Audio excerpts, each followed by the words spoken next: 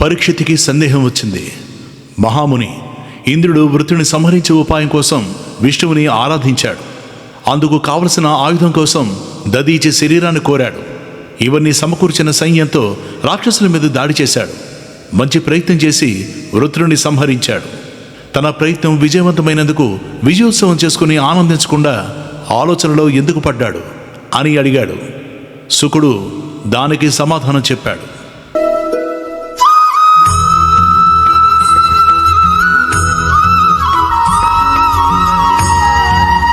విశ్వరూపుణ్ణి వధించినందుకు చుట్టుకున్న బ్రహ్మహత్యా పాపం నుంచి ఇంద్రుడు ఎలాగో బయటపడ్డాడు. ఇప్పుడు వృత్రుని వధించి మళ్ళీ ఇంకొక బ్రహ్మహత్య చేశాడు. ఈ పాపం పంచుకునేందుకు ముందుకు వచ్చేవారు ఎవరూ లేరు. దీన్ని పోగొట్టుకునే మార్గం కనబడ్డం లేదు. దేవతలకైతే మేలు చేశాడు, కానీ తాను ఆపదలో చిక్కుకున్నాడు. ఈ ఆపద నుంచి గట్టెక్కడం ఎలాగా అని ఆలోచనలో పడ్డాడు. ఈ విషయం అతడు యుద్ధం చేయడానికి ముందే ఆలోచించాలి కదా అంటావేమో. అతడు తీవ్రంగానే ఆలోచించాడు. గురువు లేడు గనక మహర్షుల్ని సంప్రదించాడు. ఋషులు, నీకేం భయం లేదు, మేము నీ చేత గొప్ప యజ్ఞం చేయిస్తాం. ఆ యాగంలో జగన్నాథుడైన శ్రీమన్నారాయణుణ్ణి ఆరాధిస్తే సమస్త పాపాలు పోతాయి. వారి మాటలు విని ఇంద్రుడు వృత్రుని సంహరించాడు. వెంటనే బ్రహ్మహత్య పాపం ఒక స్త్రీ రూపు దాల్చి అతన్ని చేరింది. ఆమె మొరటు ముఖ కవడగలతో, క్షయరోగంతో క్షీణించిన శరీరంతో, నెరసిన జుట్టు విరబోసుకుని వణుకుతూ ఇంద్రుని వెంటబడింది. ఆమె నలిగి మాసిపోయిన వస్త్రం ధరించింది. ఆ వస్త్రం నిండా రక్తపు మరకలున్నాయి. ఆమె ఊపిరి వదిలేస్తే కుళ్ళిన చేపల వాసన వస్తోంది. ఆమె శరీరం నుంచి భరించలేని దుర్గంధం చుట్టూ వ్యాపిస్తోంది. ఆమె, ఇంద్ర ఆగు ఆగు, నా నుంచి తప్పించుకోలేవు అంటూ ఇంద్రుడి వెంట పడింది. ముల్లోగాలు తిరిగిన ఇంద్రుడు ఆమెను వదిలించుకోలేకపోయాడు. చివరకు మానస సరోవరంలో దిగాడు. అక్కడున్న తామరతోడులో సూక్ష్మ రూపంలో దాక్కున్నాడు. ఆ తామరతోడులో ఉండి చిరకాలం శ్రీహరిని గురించి తపస్సు చేశాడు. చివరికి ఈశాన్య దిక్పాలకుడైన ఈశానుడు, లక్ష్మీదేవి అతడికి ఆ పాపం నుంచి విముక్తి కలిగించారు. అప్పుడు వృద్ధ స్త్రీ రూపంలో అతన్ని వెంట నుండి వస్తున్న పాపం మాయమైంది. ఇంద్రుడు అశ్వమేధ యాగం చేసి శ్రీహరిని ఆరాధించి పునఃపవిత్రుడయ్యాడు. పరీక్షిత్తుకి ఇంకా సందేహం తీరలేదు. మహర్షి వృత్రుడి ప్రవర్తన అర్థం కావడం లేదు. అతడి పరాక్రమం గొప్పది. అతడు పుట్టినదే ఇంద్రుని వధించడానికి. అటువంటి వాడు యుద్ధంలో ఇంద్రుడు ఎదురవగానే చంపటం మాట అటుంచి తనను చంపమని ప్రార్థించాడు. ఇలా ఎందుకు చేశాడు? అంతేకాదు, యుద్ధరంగంలో శత్రువుల మధ్య నిలిచి శ్రీకృష్ణుణ్ణి ధ్యానం చేశాడన్నావు. 1,000,000 మంది మానవులుంటే వారిలో ధర్మాన్ని తూచా తప్పకుండా పాటించేవారు కొద్దిమంది మాత్రమే ఉంటారు. ధర్మాన్ని పాటించేవారు 1,000,000 మంది ఉంటే వారిలో మోక్షాన్ని కోరేవారు కొద్దిమందే ఉంటారు. మోక్షాన్ని కోరేవారు వేలాది మంది ఉంటే వారిలో ఎవడో ఒకడు భవబంధాల నుంచి విముక్తుడై సిద్ధి పొందుతాడు. అటువంటి వారిలో ఎప్పుడో ఎక్కడో ఒకడు శుద్ధ సత్వమూర్తి అయ్యి ఏ స్థితిలోనైనా ప్రశాంతమైన మనసుతో పరమాత్మ ధ్యానంలో మగ్నుడే ఉండగలడు. రాక్షసులు రజస్తమో గుణాలతో నిండి ఉంటారు. వారిలో శుద్ధసత్వ భావాలుండవు. అటువంటి రాక్షసుడైన వృత్రుడికి ఇంత శుద్ధసత్వ భావం ఎలా కలిగింది అని అడిగాడు. శుకుడు దానికి సమాధానం చెప్తున్నాడు. నీ ప్రశ్నకి సమాధానంగా ఒక రాజు కథ చెప్పాలి. ఆ రాజు చరిత్రని నాకు వ్యాసుడు, నారదుడు, దేవలుడు చెప్పారు. పూర్వం సూరసేన దేశానికి చిత్రకేతువు అనే చక్రవర్తి ఉన్నాడు. ఆయనకి అనేక మంది భార్యలున్నారు. ఆ రాజు అందగాడు, మంచి యవ్వనంలో ఉన్నాడు. అపారమైన సంపద ఉంది. మంచి వంశంలో పుట్టాడు. గురువుల వద్ద విద్యాభ్యాసం శ్రద్ధగా చేశాడు. శత్రువులు లేరు. అన్ని విధాల ఆనందంగా ఉండవలసిన వాడు. కానీ ఎంతకాలం గడిచినా అతడికి ఒక్క భార్య యందు కూడా సంతానం కలగలేదు. ఆ లోటు అతన్ని అనుక్షణం బాధ పెడుతూ ఉండేది. ఒకరోజు అంగీరసుడు అనే ఋషి అతడి వద్దకొచ్చాడు. రాజు ఆ ఋషికి తనని వేధిస్తున్న బాధని చెప్పాడు. ఆ ఋషి దయదలిచి ఒక యజ్ఞం చేసి హోమశేషాన్ని ఆ రాజు పట్టమహిషికిచ్చాడు. ఆమె పేరు కృతద్యుతి. అది ఇస్తూ అంగీరసుడు ఇలా అన్నాడు: రాజా, నీ పట్టమహిషి యందు నీకొక కుమారుడు జన్మిస్తాడు. అతడు నీకు ఎంత ఆనందమిస్తాడో అంత దుఃఖం కూడా ఇస్తాడు అని చెప్పి వెళ్ళిపోయాడు. కొంతకాలానికి కృతద్యుతి గర్భవతి అయింది. ఆమెకు చక్కటి మగబిడ్డ పుట్టాడు. రాజు ఆనందంతో గొప్ప ఉత్సవమే చేశాడు. లేక లేక కలిగిన కుమారుడి మీద చిత్రకేతువుకి పట్టలేని ప్రేమ. తీరిక సమయాలన్నీ కృతద్యుతి మందిరంలోనే కుమారుణ్ణి ఆడిస్తూ గడిపేవాడు. కృతద్యుతిని అందలమెక్కించి తమని నిర్లక్ష్యం చేయడం మిగిలిన భార్యలలో అసూయ కలిగించింది. ఆ అసూయ క్రమంగా కృతద్యుతి పట్ల, ఆమె కుమారుడి పట్ల ద్వేషంగా మారింది. ఆ మానసిక స్థితిలో ఉన్న సవతులు వివేకం కోల్పోయారు. విష ప్రయోగం చేసి ఆ పసివాణ్ణి చంపేశారు. రాజు రాణి గుండెలు పగిలేలా ఏడుస్తున్నారు. నగరమంతా శోకసముద్రమైంది. ఇది తెలిసి అంగీరసుడు నారదుడు అక్కడికి వచ్చారు. మంచి మాటలు చెప్పి రాజుని కొంత తేరుకునేలా చేశారు. రాజు ఆ వచ్చిన వారిని మీరెవరని అడిగాడు. అంగీరసుడు, రాజా, నన్ను గుర్తుపట్టలేదా? నీకు కుమారుడు కలగాలని నీచే యజ్ఞం చేయించిన వాణ్ణి నేనే. నీ కోరిక తీర్చాను. అయితే నీకు పుట్టబోయే కుమారుడు వలన నీకు దుఃఖం కలుగుతుందని నీకు ఆ రోజే చెప్పాను. ఆ రోజు నేను నీకు సంతానం కలిగే ఉపాయం చెప్పడానికి రాలేదు. నీకు విశేషమైన బ్రహ్మజ్ఞానం ఉపదేశిద్దామని వచ్చాను. కానీ నీ దుఃఖం చూడలేక యజ్ఞం చేయించాను. మానవుడికి భార్య, బిడ్డలు, సంపదలు ఒకప్పుడు దగ్గరవుతాయి, ఆనందం కలిగిస్తాయి. ఎప్పుడో ఒకప్పుడు అవి ఒకటొకటి దూరం అవుతాయి, అప్పుడు దుఃఖం కలిగిస్తాయి.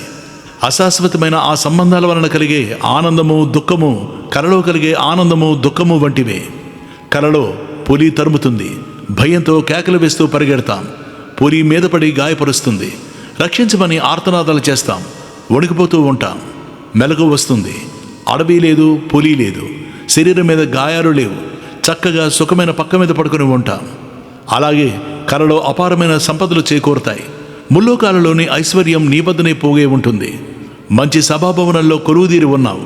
అప్సరసలు ఆడుతూ పాడుతూ నిన్ను అలరిస్తున్నారు. ఆనందం పట్టకుండా ఉన్నావు. మెలకు వచ్చింది, ఐశ్వర్యం లేదు, భవనం లేదు, అప్సరసలు లేరు. అప్పుడు ఏడుస్తావా? భయపడతావా? నవ్వుకుంటావు. అశాశ్వతమైన ఈ జీవితంలో ఒక్కొక్కరు కలవడం, విడిపోవడం అటువంటివేనని గ్రహించాలి అన్నాడు. నారదుడు రాజుకి దివ్యమైన సంకర్షణ స్తోత్రం ఉపదేశించాడు. అయినా బంధువులందరూ బిగ్గరగా ఏడుస్తూనే ఉన్నారు. విషప్రయోగం చేసిన భార్యలు పశ్చాత్తాపంతో కుమిలిపోతూ ఏడుస్తున్నారు. వారి దుఃఖం పోగొట్టాలనుకొని నారదుడు తన సంకల్ప బలంతో చనిపోయిన రాజకుమారుడి జీవుణ్ణి వారికి చూపించాడు. ఆ జీవుడితో ఇలా అన్నాడు: జీవుడా, నువ్వు ఈ శరీరాన్ని వదిలి వెళ్ళిపోవడం వలన నీ తల్లిదండ్రులు, వారి బంధువులు, మిత్రులు ఎంత దుఃఖిస్తున్నారో చూడు. నువ్వు వదిలేసిన శరీరంలో మళ్ళీ ప్రవేశించు. మిగిలిన ఆయుర్దాయం నీ బంధుమిత్రుడితో కలిసి ఆనందంగా గడుపు, అందరికీ సంతోషం కలిగించు అన్నాడు. దానికి ఆ జీవుడిలా బదులు చెప్పాడు: దేవర్షి, నేను ఇంతకుముందు అనేక వేల లక్షల జన్మల్లో క్రిమిగాను, కీటకంగానూ ఉన్నాను, పక్షిగాను, పశువుగాను ఉన్నాను, ఇంకా అనేక శరీరాల్లోనూ ఉన్నాను. ప్రతి జన్మలోనూ నాకొక తల్లి, తండ్రి ఉన్నారు. నువ్వు చూపిస్తున్న ఈ దంపతులు నాకు ఏ జన్మలో తల్లిదండ్రులో చెప్పు. నువ్వు బ్రహ్మ మానసపుత్రుడివి, నీకు అన్నీ తెలుసు. అయినా అడిగావు గనక చెప్తున్నాను. జీవుడినైన నాకు నాశనం లేదు. ఒక తల్లి కడుపున పుడతాను, ఒక దేహంలో ఉంటాను. ఆ దేహంలో ఉండగా అనుభవించాల్సిన కర్మలన్నీ అనుభవిస్తాను. తర్వాత ఆ దేహాన్ని వదిలేస్తాను. మరొక తల్లి, మరొక దేహం వస్తాయి. నేను ఒక దేహంలో ఉన్నంతకాలం ఆ దేహానికి సంబంధించిన వ్యక్తులపై మమకారం ఉంటుంది. ఆ దేహాన్ని వదిలేశాక వారెవరో, నేనెవరనో, వారితో సంబంధాల స్పృహ ఇక నాకుండదు. తన మాయాశక్తి చేత జగత్తంతా తానే ప్రకటితమవుతున్న పరమాత్మ అంశే ఈ జీవుడు. దీనికి వృద్ధి కానీ, క్షయం కానీ లేవు, నాశనము లేదు. ఎవరితోనూ ఏ బంధుత్వం లేదు, ఎవరితోనూ శత్రుత్వము లేదు. ఇతడికి సుఖ దుఃఖాలతో బంధం లేదు. ఇతడు పుణ్యపాపాలకి అతీతుడు, అన్ని కర్మలకి కేవలం సాక్షిభూతుడిగా ఉంటాడు. అందుచేత నువ్వు చూపిస్తున్న ఈ ఇద్దరితో తల్లి, తండ్రి అనే బంధుత్వం నాకు లేదు అని చెప్పి జీవుడు వెళ్ళిపోయాడు. రాజుకి దుఃఖం తీవ్రత తగ్గింది. కుమారుడికి చేయవలసిన ఉత్తర కర్మలు చేశాడు. నారదుడు అతడికి భగవదోపాసన బోధించాడు. తర్వాత అంగీరసుడు, నారదుడు సత్యలోకానికి వెళ్ళిపోయారు. రాజు నారదుడు చెప్పిన ఉపాసన 7 రోజులు చేశాడు. అతడి అంతరంగం పవిత్రమైంది. ఆ మంత్ర ప్రభావంతో విద్యాధరులకు అధిపతయ్యాడు.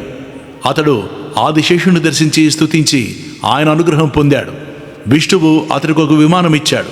ఆ విమానంలో చిత్రకేతువు స్వేచ్ఛగా విహరించాడు. అతడు ఒకరోజు కైలాసం వైపు వెళ్ళాడు. అక్కడ ఋషులు, సిద్ధులు, చారణులు సేవిస్తుంటే పార్వతీదేవితో సహా సభలో కూర్చున్న శివుణ్ణి చూశాడు. అందరి మధ్య భార్యని అంత సమీపంలో కూర్చోబెట్టుకున్నందుకు శివుణ్ణి ఆక్షేపించాడు. శివుడు స్పందించలేదు. పార్వతీదేవికి కోపం వచ్చి అతడు రాక్షసుడే జన్మిస్తాడని శాపం ఇచ్చింది. ఆ శాపం ఫలితంగా విష్ణుభక్తుడైన చిత్రకేతువు త్వష్టకి దక్షిణాగ్ని నుంచి పుత్రుడిగా పుట్టాడు. అలా వృత్రాసురుడి పూర్వజన్మ వృత్తాంతం చెప్పాక శుకుడు అదితి దితుల సంతానం గురించి చెప్పాడు. దితికి 49 మంది మరుతులనే పుత్రులు పుట్టారని, వారికి ఇంద్రుడు తనతో సమానమైన స్థానాన్నిచ్చాడని చెప్పాడు. పరీక్షిత్తుకి సందేహం వచ్చింది. ఆచార్య, దితిపుత్రులు సాధారణంగా అసుర స్వభావంతో ఉంటారు. వారికి ఆ అసురభావాలు ఎలా పోయాయి? ఏ పుణ్యకర్మలు చేసి వారు ఇంద్రుడితో సమానమైన స్థానం పొందారు అని అడిగాడు. శుకుడు సమాధానం చెప్పాడు. హిరణ్యాక్షుణ్ణి, హిరణ్యకశిపుణ్ణి విష్ణువు సంహరించాడు. ఇంద్రుడే స్వార్థంతో తన పుత్రుల్ని చంపించాడని దితి భావించింది. తన పుత్రుల్ని నిర్దయగా చంపినందుకు ఇంద్రుడి మీద కోపం వచ్చింది. కాలం గడుస్తూ ఉంటే ఆ కోపం పగ అయింది. ఇంద్రుడి మదమణిచే పుత్రుడు తనకు కావాలనుకుంది. ఆమె తన భర్త కశ్యపుణ్ణి విశేషంగా సేవించి అలరించింది. వేదవేత్త తపోనిధి అయిన కశ్యపుడు ఆమెకు వశమయ్యాడు. సృష్టి ప్రారంభంలో ప్రాణులు ఏకాంతంగా ఉండడం బ్రహ్మ గమనించాడు. తన శరీరంలో సగభాగం నుంచి స్త్రీలని సృష్టించాడు. అప్పటి నుంచి స్త్రీలు పురుషుల మనస్సులని అపహరిస్తూనే ఉన్నారు. కశ్యపుడు, దితి, నీ పరిచర్యలతో చాలా ప్రీతి కలిగింది, ఆనందించాను, ఏదైనా వరం కోరుకో అన్నాడు. ఆ మాట కోసమే నిరీక్షిస్తోంది దితి. మహర్షి, ఇంద్రుడు నా కుమారులిద్దరిని విష్ణువు చేత చంపించాడు. ఆ ఇంద్రుడిని చంపేవాడు మరణం వండని చిరంజీవైన కుమారుడు నాకు కావాలి. ఇదే నేను కోరే వరం. నేను కోరినది ఇస్తానని మాటిచ్చావు. నా కోరిక తీర్చు అంది. కశ్యపుడు ఇరుకున పడ్డాడు. ఇంద్రుడిని చంపకూడదు, ఆడిన మాట తప్పకూడదు. ఇంద్రియ భోగాలకు లొంగి ఇలా అవునం లేని కాదనలేని స్థితిలో పడినందుకు కశ్యపుడు తనని తాను తిట్టుకున్నాడు. చాలాసేపు ఆలోచించాడు. అతడికి ఒక ఉపాయం తట్టింది. దితి, నేనొక వ్రతం చెప్తాను. దానికి చాలా నియమాలున్నాయి. ఆ నియమాలని ఒక్కడు కూడా తప్పకుండా 1 సంవత్సరం పాటు పాటిస్తే నీకు ఇంద్రుని వధించగల కుమారుడు పుడతాడు అన్నాడు. దితి, ఎంత కష్టమైన నియమాలైనా పాటిస్తాను అంది. కశ్యపుడు ఆమెకు అనేక కఠిన నియమాలున్న పుంసవనం అనే వ్రతాన్ని ఉపదేశించి వెళ్ళిపోయాడు. ఆ నియమాలలో భాగంగా నిత్యం ఉదయం శుచిగా శ్రీమన్నారాయణుని పూజించి ధ్యానించాలని చెప్పి వెళ్ళిపోయాడు. కశ్యపుడి తేజస్సుని గర్భంలో ధరించిన దితి పుత్రుల్నిచ్చే పుంసవనం అనే వ్రతాన్ని ఆచరించడం మొదలుపెట్టింది. ఆమె సంకల్పం తెలుసుకున్న ఇంద్రుడు ఆమె ఏ చిన్న పొరపాటు చేసినా ఆమె గర్భంలో ఉన్న శిశువుని వధించి తనకు ప్రమాదం రాకుండా చేసుకునేందుకు వచ్చాడు. ఆమెని ఒక క్షణం కూడా వదలకుండా కనిపెట్టి ఉండి ఆమెకు సేవ చేయడం మొదలుపెట్టాడు. వ్రత నియమాలలో ఎవరితోనూ పౌరుషంగా మాట్లాడకూడదనేది ఒకటి. అందుచేత దితి అతడిని పొమ్మనలేకపోయింది. కశ్యపుడు విధించిన నియమాలు యామరపాటు లేకుండా నిత్యం పాటించడం సులభ సాధ్యం కాదు. అయినా దితి పట్టుదలతో ఆ నియమాలన్నీ పాటిస్తోంది. ఆమె ఎప్పుడు పొరపాటు చేస్తుందా అని ఆమె కంటే పట్టుదలగా ఇంద్రుడు కాచుకుని ఉన్నాడు. ఎంతకాలం గడిచినా దితి నియమభంగం చేయలేదు. ఆమె వ్రతం ప్రారంభించి సంవత్సరం కావస్తోంది. ఇంద్రుడికి బెంగ పట్టుకుంది. ఇంద్రుడు ఎదురు చూస్తున్న అవకాశం ఒకరోజు హఠాత్తుగా లభించింది. నిండు గర్భంతో కఠిన నియమాలు పాటిస్తున్న దితి ఒకరోజు బాగా అలసిపోయింది. తనకు తెలియకుండానే సంధ్యాకాలంలో నిద్రలోకి జారింది.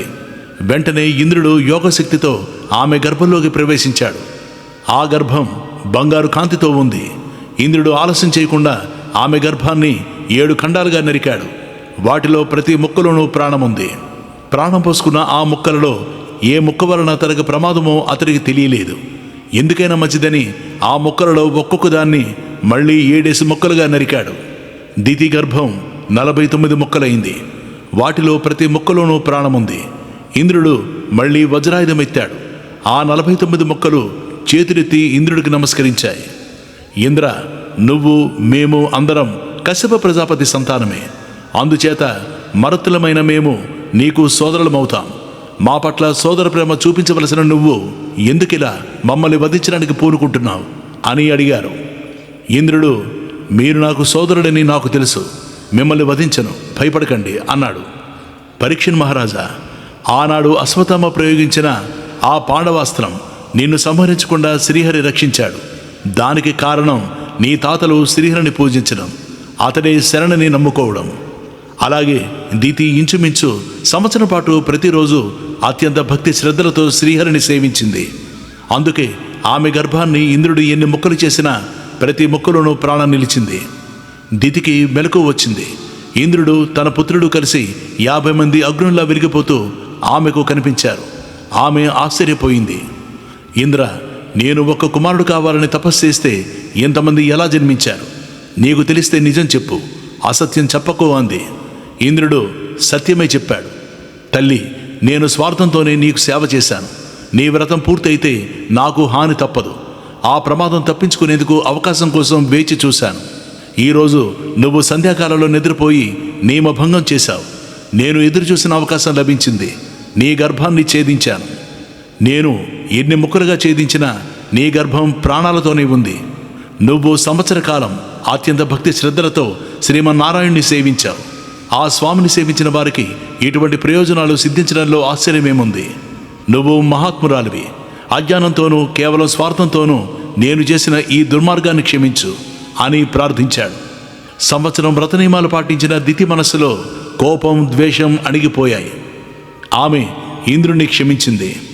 అలా శుకుడు మరుతుల వృత్తాంతం చెప్పాక పరీక్షిత్తు పుంసవన వ్రతం గురించి చెప్పమని అడిగాడు. శుకుడు ఆ వ్రతాన్ని గురించి వివరంగా చెప్పాడు. గోపికా మండలే రాజమానం లసనృత్య బంధాదిలీలా నిదానం గలదర్ప కందర్ప శోభాభిదానం భజే నందసూనం సదానందరూపం వ్రజస్త్రీ జనానంద సందోహసక్తం సుధావర్షి వంశి నినాదానురక్తం